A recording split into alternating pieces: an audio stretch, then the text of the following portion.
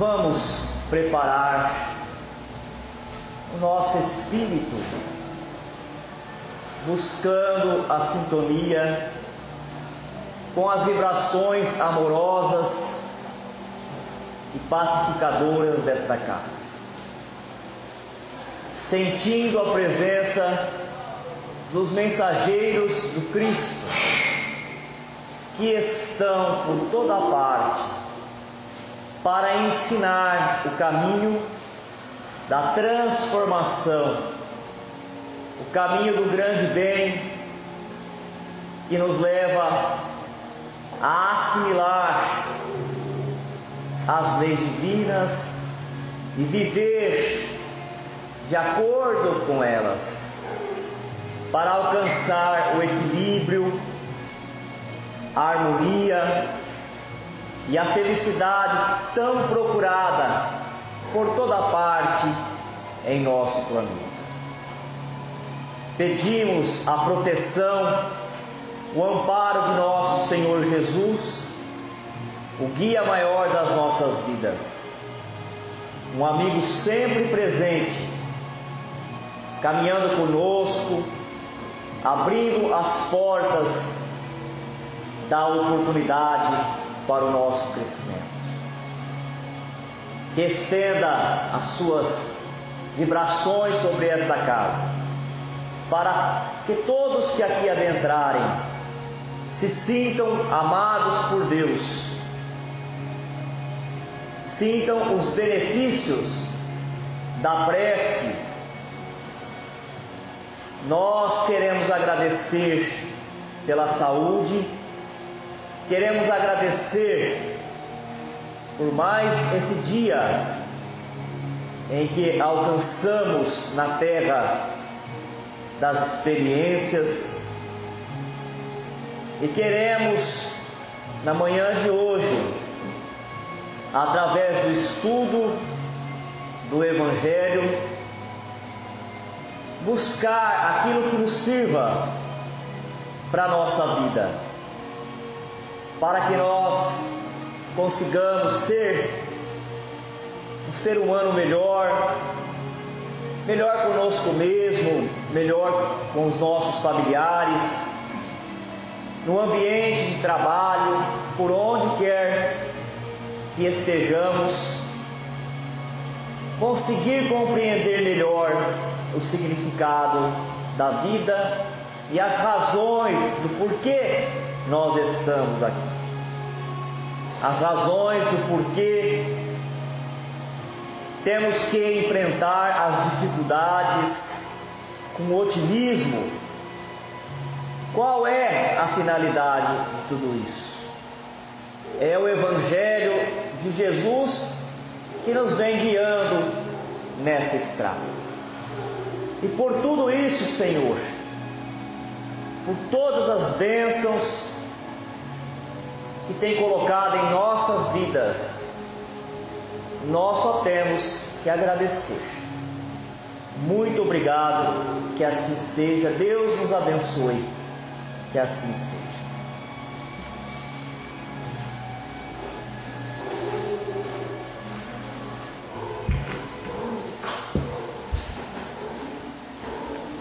Bom dia a todos. Nós vamos continuar com o estudo do Evangelho, como é realizado todo domingo aqui na Casa da Prece. E hoje a lição é: não julgueis para não ser julgados. E da mesma medida que julgar o outro, também será julgado. A passagem é a seguinte: os escribas e os fariseus, quer dizer, pessoas da religião da época de Jesus, autoridades, entendidos, nas Escrituras, eles trouxeram uma mulher até onde Jesus estava e colocaram essa mulher no centro da multidão, porque naquela época era muito comum, ali onde Jesus vivia, todos os viajantes que passavam e tinham alguma coisa para falar, nós estávamos numa época, há 2017 anos atrás, que não tinha tecnologia, não tinha rádio, não tinha televisão, não tinha jornal. Então as pessoas se entretinham ouvindo novidades, ouvindo o que as outras pessoas falavam, e eles gostavam principalmente de ouvir pessoas que vinham de fora, porque vindo de outra comunidade, de outro vilarejo, trazia novidade. Então era comum alguém ficar de pé falando, pregando, e as pessoas se amontoarem ao redor para ouvir o que estavam falando. E Jesus, então, que tinha o verbo divino, por onde ele passava, ele atraía mesmo as multidões de sofridos, de almas sofridas, porque nós aqui na terra, por causa dos erros que a gente comete um atrás do outro, o que assinala a nossa comunidade, a comunidade terrestre, é a dor e o sofrimento. Não porque Deus queira que nós sintamos dor e sofrimento, mas é porque nós somos teimosos, Nós somos filhos teimosos. Não é o que os pais falam para os filhos? Os pais dão todos os conselhos, principalmente conselhos daquilo que eles fizeram e não deu certo, e fez eles sofrerem, sentir decepção, angústia, e passa para o filho. Mas o filho, ele faz aquilo que ele quer, que ele acha que está certo, e acaba aprendendo com as experiências, e às vezes com as experiências amargas da vida.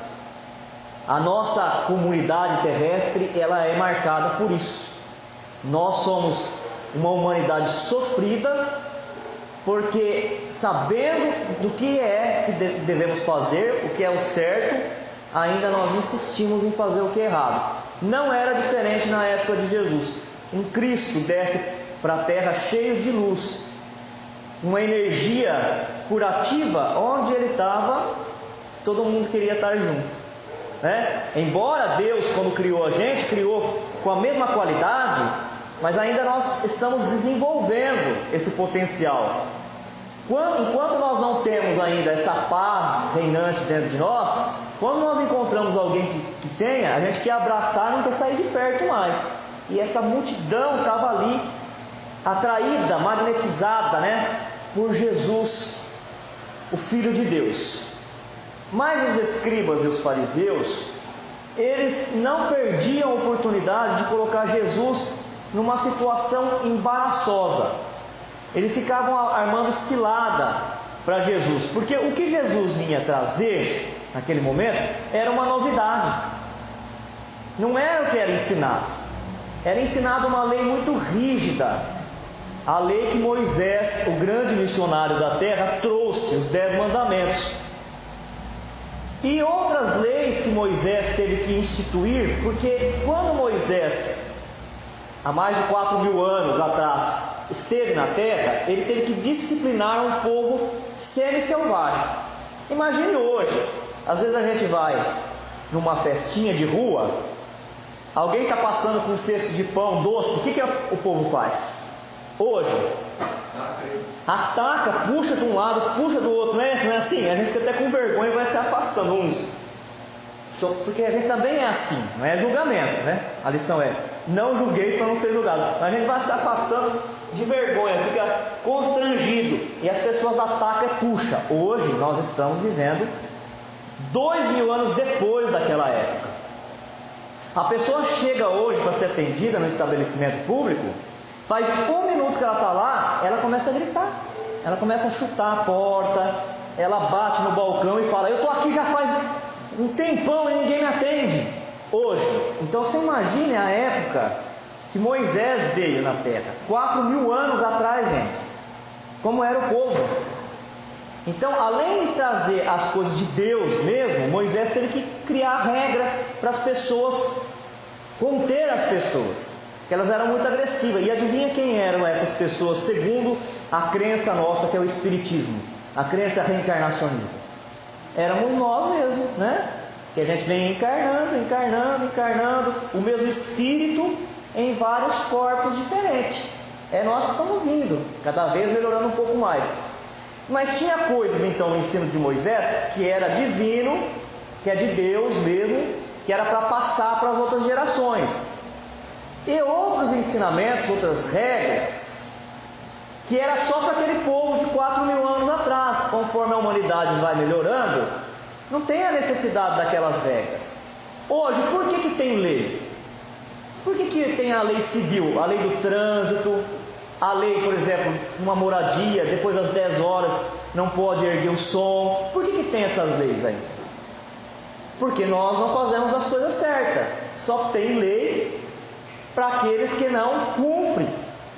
E são obrigados, a cumprir para que haja ordem.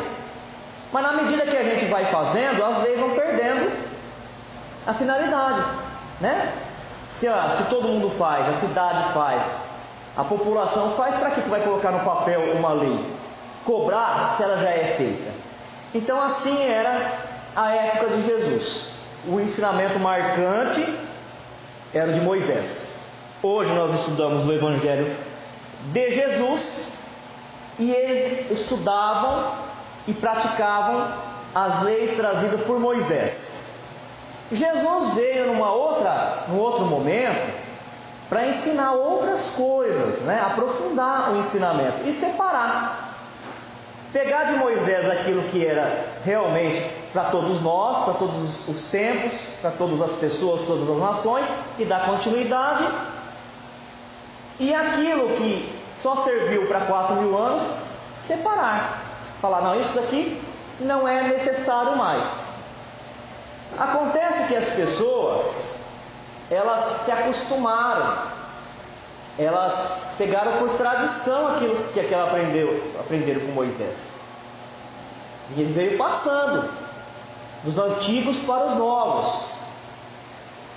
Aquela população que atravessou o Egito, atravessou o deserto, até a terra prometida com Moisés, passou todo aquele sofrimento, sempre temente a Deus, buscando o que era melhor para todo mundo, para todos. Eles guardaram na alma tudo que eles passaram, tudo que eles experimentaram com Moisés, e foi passando pelas gerações.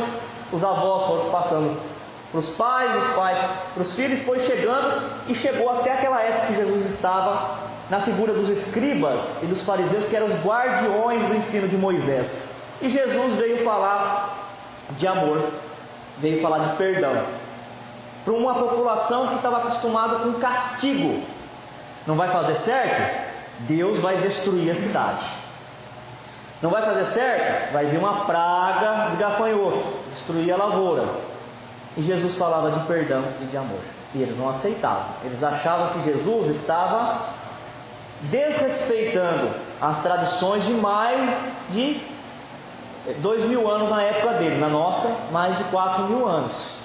Então, toda vez que Jesus estava falando, eles armavam uma cilada para Jesus. Queriam colocar Jesus entre a cruz e a espada. Então eles trouxeram uma mulher e colocaram no centro daquela multidão onde Jesus estava pregando. E já foram interrompendo o que Jesus estava falando, dizendo assim: olha, essa aqui é uma mulher que foi pega agora em adultério. Moisés ensinava que aquela que fosse pega, veja bem, aquela, não aquele, aquela que fosse pega em adultério deveria ser punida por morte, ela deveria ser apedrejada. E nós queremos saber como é que você pensa sobre isso. Nós queremos saber como é que você sente em relação a isso. Isso foi uma armadilha para Jesus. De um lado, Jesus falava de perdão, de amor. Do outro lado, estava uma lei muito antiga, severa. Gente, uma lei que já era vivida há mais de 20 séculos. Dá para pensar numa coisa dessa? 20 séculos. A gente acha que a gente é velho, Passa 40, 50, 70, 80. Às vezes você conversa com uma pessoa que tem 90 anos, ela fala: estou velha já. 20 séculos já estava sendo cumprida essa lei. E foi isso que fizeram com Jesus. Colocaram ele então no meio dessas duas situações. Se ele fala que é para tratar a mulher com amor, com carinho, perdoar, trazer aquela mulher para próximo, e através dos exemplos ajudar ela a mudar, a evoluir, ele estava falando que era para desprezar a lei de Moisés. E lei é para ser cumprida. Quando o juiz manda para a gente um mandato, o que vem lá? Vem a lei e no final fala, cumpra-se. E se a gente não cumpre hoje uma lei no juiz, tem que sair correndo, não tem? Tem que fugir, porque senão vai preso, é recolhido. E se Jesus fala, bom, que ensinou Moisés? Ensinou que se a pessoa fosse pega em adultério, ela estava desobedecendo um dos mandamentos de Deus. Não adulterarás. O que ele manda fazer? Apedrejar, matar, punir com a pena de morte. Se Jesus fala isso, o que acontece?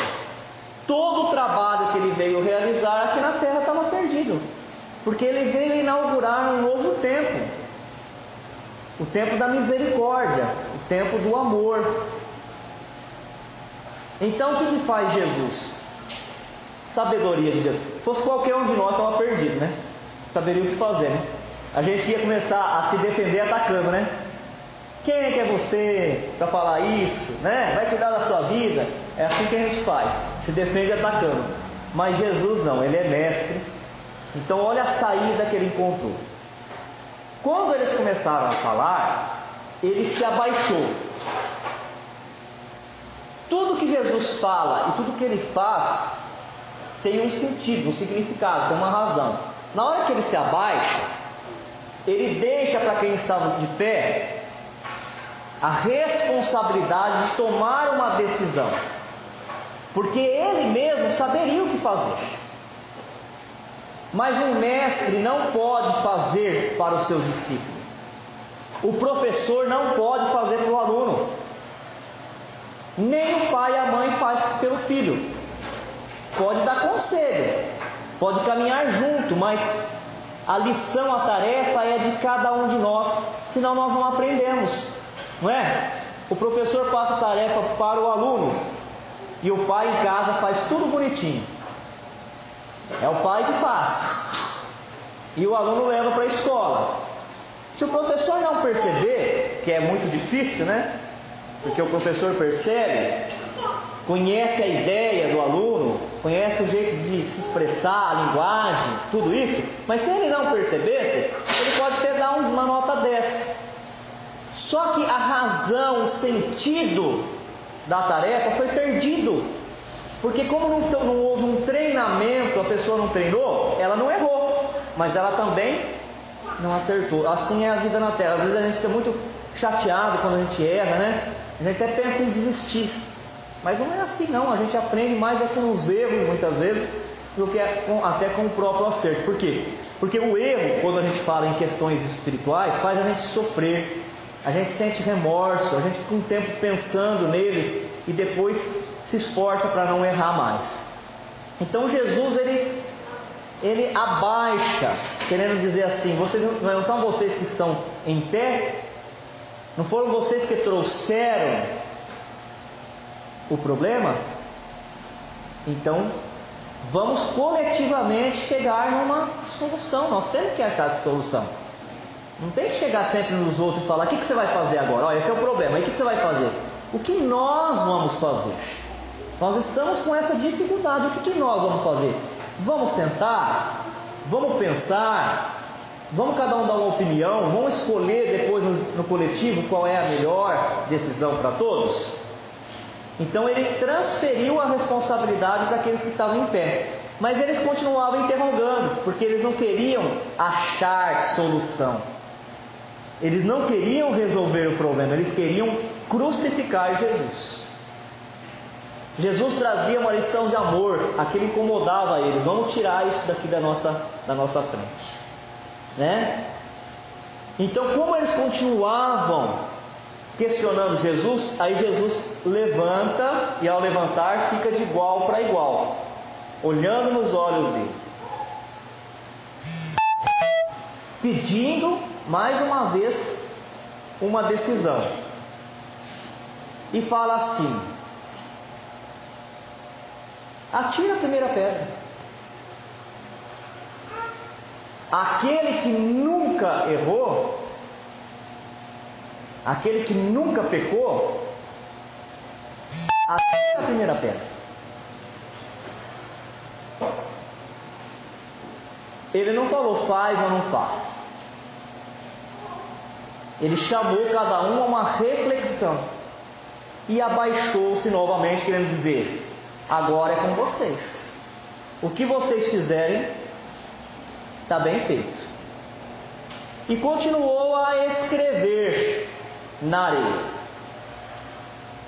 Esse escrever na areia aí tem um monte de explicações, né? A gente já viu em vários livros um monte de tentativa de descobrir o que estava fazendo Jesus, mas hoje o nosso estudo é do Evangelho. Eu vou falar só do Evangelho. O dia que nós tivermos altura espiritual suficiente, a gente pergunta para Jesus o que ele estava escrevendo, né? Não vou ficar cogitando agora, que nós só temos 7 minutos. O fato é que ele se abaixou e continuou escrevendo. E aí o que aconteceu? Foi saindo um após o outro. É o texto do Evangelho. Começando pelos mais velhos. Um após o outro foi saindo. Primeiro os mais velhos, depois os mais novos. O que será que aconteceu? Por que será que ninguém jogou a pedra na mulher que é adúltera? O mandamento é claro, e esse mandamento é a lei mesmo, é lei espiritual. É um dos 10 mandamentos que Moisés recebeu e gravou na rocha.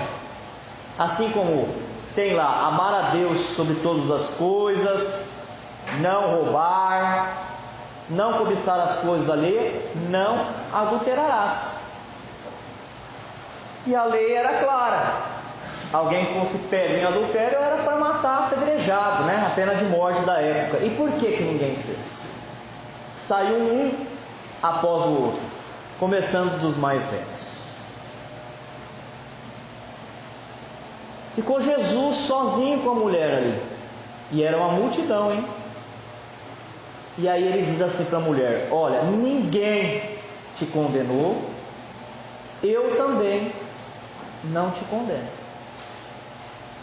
Vai, segue trabalhando, fazendo o melhor que você puder da sua vida, né?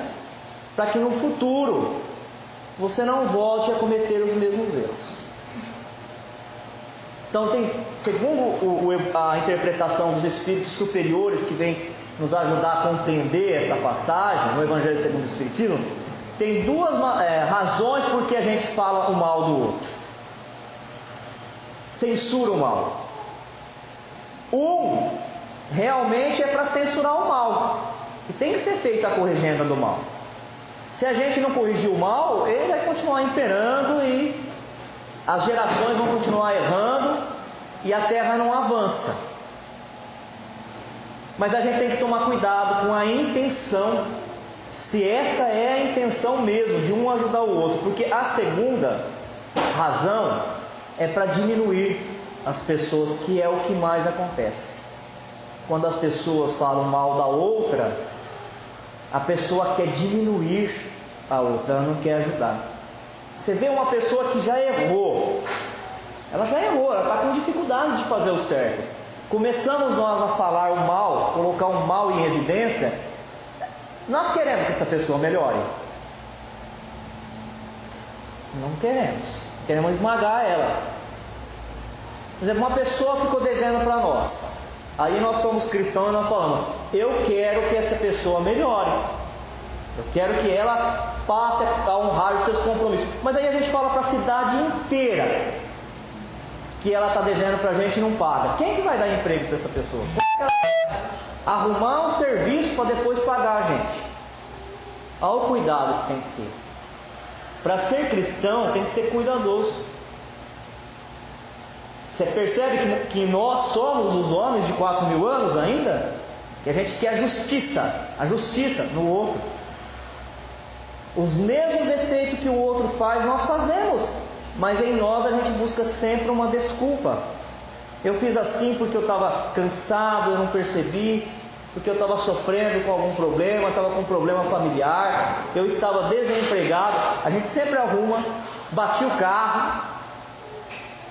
Eu lembrei agora de bater o carro, porque quantas vezes o palestrante vem fazer palestra no centro, e ele chega às vezes tremendo e fala: o que aconteceu? Ele fala: bati o carro. Veio fazer palestra no centro espírita e bateu o carro. O último foi ali no túnel.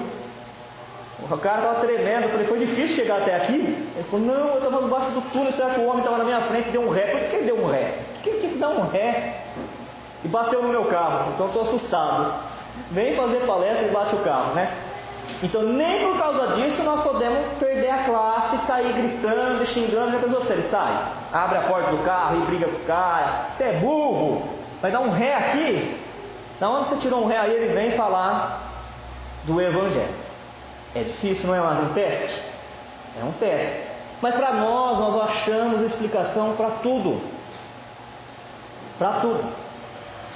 A gente se desculpa e se perdoa de tudo. E é cruel para o outro. É isso que o Evangelho de Jesus, uma das funções do Evangelho de Jesus, é devagar, viu?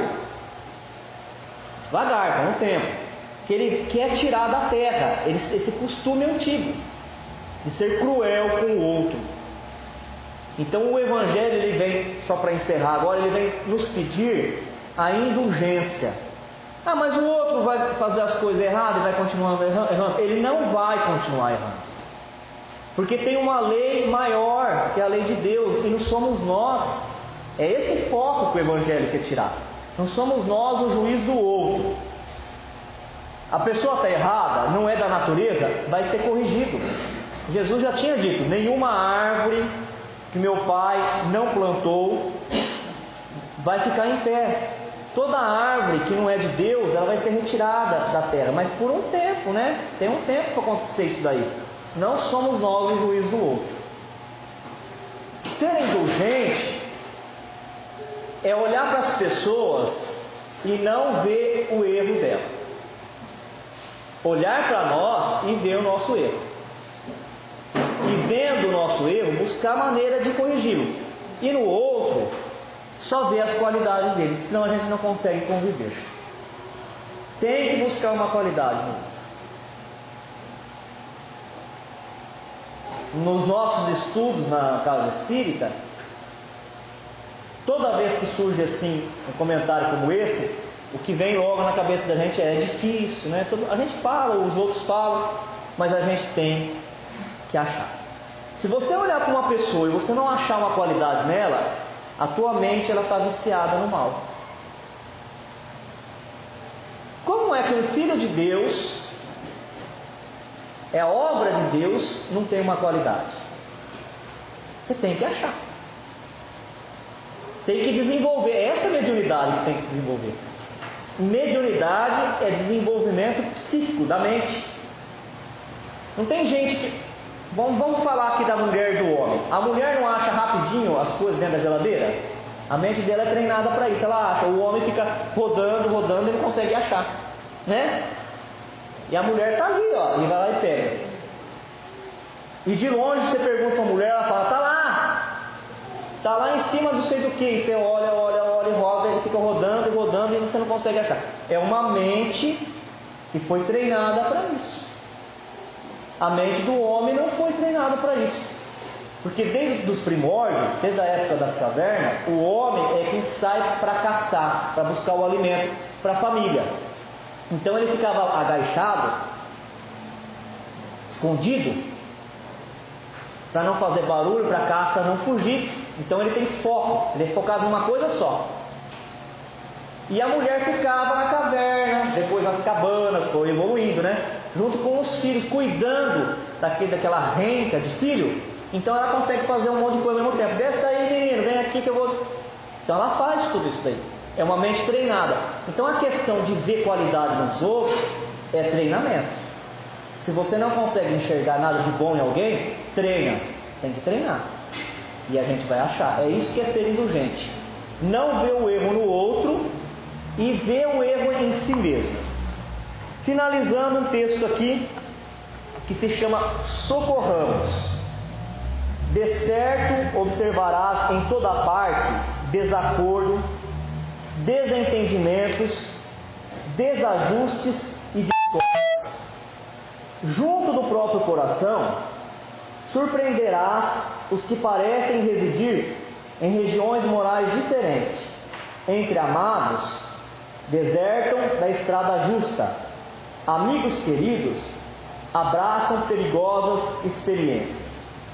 Como ajudar os que nos parecem mergulhados no erro? Está dizendo aqui que é da natureza da terra ainda. A gente por toda parte vê coisas erradas, vê pessoas que se desviam do caminho correto. Muitas vezes dentro até do nosso círculo familiar. Então ele fala, olha a pergunta que ele coloca. Não é como criticar, não é como abandonar, como afastar essas pessoas. É como ajudar as pessoas que a gente percebe que elas estão mergulhadas no erro. Censurar é fazer mais distância. Se a gente fala mal delas, elas vão ficando cada vez mais distantes. Desprezá-los será perdê-los. Se a gente também fala assim, eu não vou falar mal, mas também não quero mais saber dessa pessoa, então nós perdemos. E nós estamos aqui na terra para juntar. Quando a gente desencarna, nós vamos para o mundo espiritual com algumas almas que já são afim conosco. A gente se agrupa lá em famílias espirituais. Não necessariamente todos os que estão na nossa família, aqui dentro da nossa casa, vão para o mesmo lugar. Alguns encarnam dentro de uma família, o laço sanguíneo, só para cumprir uma tarefa.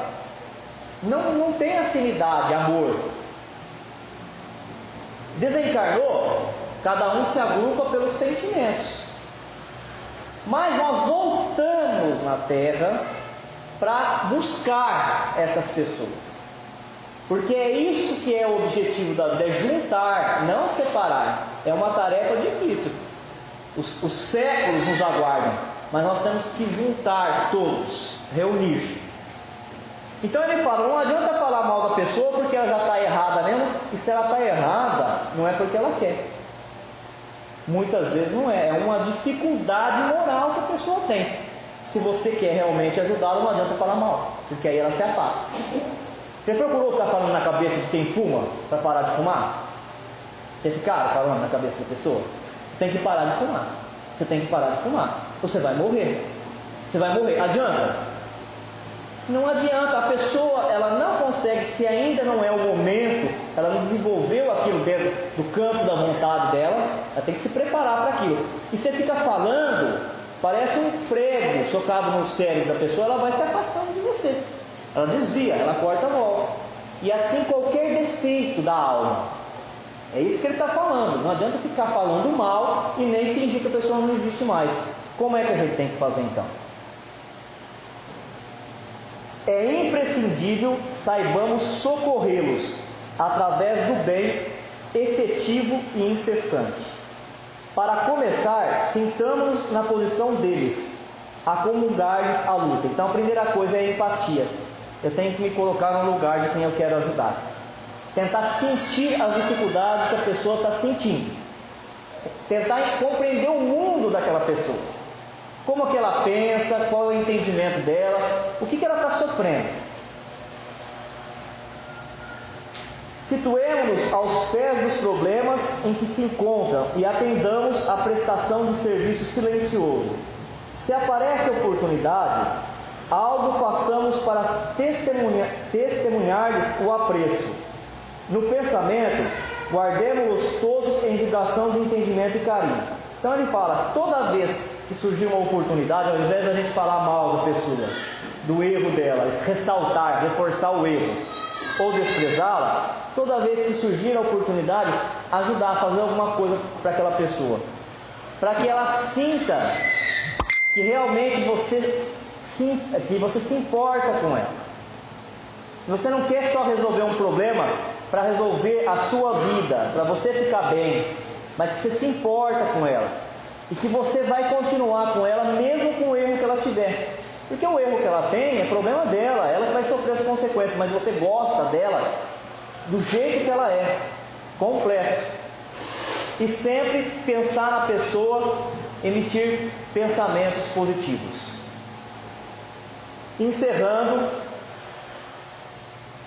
Na palavra, envolvamos-nos na bênção do verbo nobre. Na atitude, amparemos-nos quanto seja possível. Em todo e qualquer processo de ação, fortalecê-los para o bem é o nosso dever maior.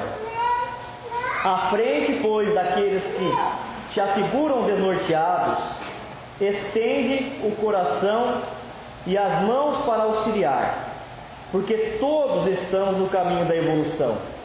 E segundo a assertiva do nosso Divino Mestre, com a medida com que tivermos medido, nos hão de medir a nós. É por isso que o povo e a multidão amava Jesus. Ele não falava mal dos defeitos das pessoas, ele acolhia, ele compreendia, ele ficava junto, e assim todos os seguidores, de Jesus, assim procede. A exemplo do Chico Xavier, ontem ainda nós estávamos lá no seminário ouvindo falar algumas coisas do Chico, nunca nós ouvimos sequer de alguém que o Chico tenha recriminado alguém por aquilo que a pessoa fez. Nunca. Você já ouviu falar que ele abraçava as pessoas, que vinha uma mãe que perdeu um ente querido, uma criança, ele chorava junto com ela, que vinha alguém que era errado lá na cidade, ele punha dentro da casa dele. Diz que até às vezes os ladrões que queriam roubá-lo, lógico que a gente não tem altura moral para fazer isso, Estou falando que é para fazer, tem que ter altura moral, as coisas têm que ser de acordo com a nossa possibilidade. Mas diz que muitas vezes pulavam a casa dele com um revólver para assaltar, ele punha a pessoa dentro da casa dele e a pessoa desistia da ideia de fazer aquilo, A pessoa, eu vou pular aqui. Não pode pular, não precisa atirar não, vem aqui o que você quer. Eu vou te dar o que você quer. E conversava com o ladrão, e o ladrão começava a desabafar com ele, mas porque sentia que era de verdade, A preocupação, o carinho, ele não queria se livrar do ladrão. Ele olhava para a pessoa como um filho de Deus que estava cometendo aquilo, e ele queria salvar aquela pessoa, trazer para próximo dele. É um exercício difícil para nós, não é? É um exercício difícil, mas nós temos que começar, porque a reforma que o Evangelho vem trazer, ela não é imposta. Os nossos irmãos das outras religiões, eles estão esperando que, de novo, que venha um Senhor do Exército, que ele desça do céu, que ele vista um corpo físico, uma armadura, e fala, vamos acabar com essa bagunça na terra. Não vai acontecer isso. Já aconteceu. As estrelas, elas já desceram do mais alto. Todo esse ensinamento que nós estamos aqui tentando compreender veio de outras dimensões, veio de um mundo espiritual muito acima do nosso. Agora, Jesus vai voltar na atitude de cada um de nós, quando nós pegarmos o ensinamento e começarmos a fazer. Aí nós vamos ver a terra completamente renovada. Este é o ensino de Jesus, o ensino que essa casa procura seguir e procura divulgar. Estejamos então todos juntos nessa empreitada. Agora vamos fazer a oração, contando sempre com a presença dos bons espíritos. E como a gente tem dito, eles são bons porque eles se fizeram bons pelo trabalho árduo que realizaram, o trabalho de vencer os comportamentos negativos, de trazer de dentro de si o potencial divino, aquela luz que Deus colocou em todas as almas quando Ele nos criou. E é por isso que nós devemos nos valorizar, porque nós carregamos dentro de nós, como um baú, uma arca que carrega um tesouro. Nós, com o nosso corpo e com o nosso espírito, mesmo com toda a dificuldade, nós carregamos dentro de nós a marca de Deus, a luz divina. E esses irmãos que estão aqui conosco em mais essa manhã, a quem nós acostumamos chamar de anjos, são aqueles que trabalharam muito na terra, que desprenderam suor, lágrimas, sangue, para fazer o melhor, para fecundar o nosso planeta com as boas obras, com o atendimento, com a caridade. Então a eles nós endereçamos o pedido que coloque na água as substâncias medicamentosas, que tem a propriedade de curar, de limpar a nossa alma, de remover os resíduos negativos, de harmonizar todo o nosso ser, que ao bebê-la nós possamos sentir revigorados, uma explosão de energia que nos dê o entusiasmo, a esperança, o otimismo para prosseguir nessa vida que Deus nos deu, uma oportunidade de construir a nossa felicidade. E ao adentrar na câmara de passe, estejamos todos preparados, estejamos permeáveis às irradiações que nós vamos receber. Temos aprendido também que quando chega o momento, quando nós temos merecimento, os espíritos podem fazer operações, cirurgias até na nossa mente. O que dirá então no nosso corpo físico? Procuremos com fé, porque nós vamos encontrar. Deus é amor e Ele é nosso Pai. Tudo que nós pedimos para Ele, Ele nos concede. Muito obrigado, meu Deus, por mais essa manhã. Que assim seja. Deus nos abençoe.